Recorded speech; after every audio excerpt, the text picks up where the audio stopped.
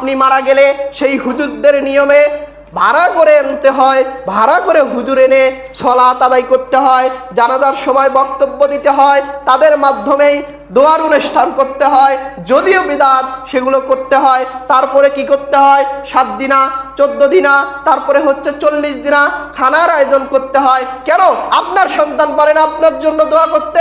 দোয়া কেন? মানুষকে ভাড়া করে নিয়ে এসে কোরআন সবাই মিলে পড়ে আপনার জন্য দোয়া করবে, সেই টাকার লোভে আপনার জন্য দোয়া করে তাকে, ওই দোয়া কি আপনাকে জান্নাতে নিতে পারবে?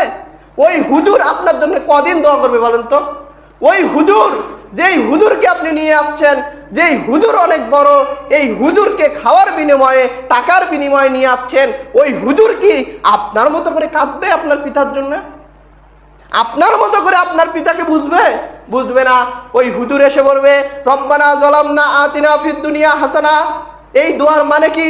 এই দোয়া যদি করে, এই দোয়ার মধ্যে হলো, হে আমার রব, তুমি আমার দুনিয়ার মঙ্গল দাও, আখিরাতের মঙ্গল দাও। হুজুর নিজের জন্য দোয়া করলো।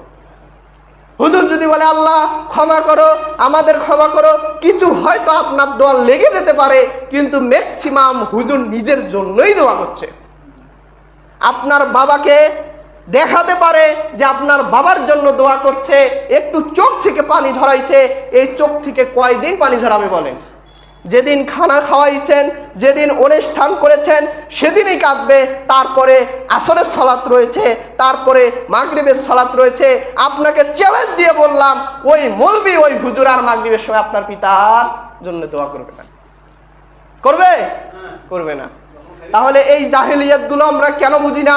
আপনার সন্তানকে আপনি এমনভাবে শিক্ষিত করে যান, এমনভাবে প্রতিষ্ঠিত করে যান, মরলে যেন আপনার সন্তানের যে আমল করবে, যে সালাত আদায় করবে, দান সদকা করবে, এর 1% যেন আপনার কবরে আসে, সেইভাবে আপনার সন্তানকে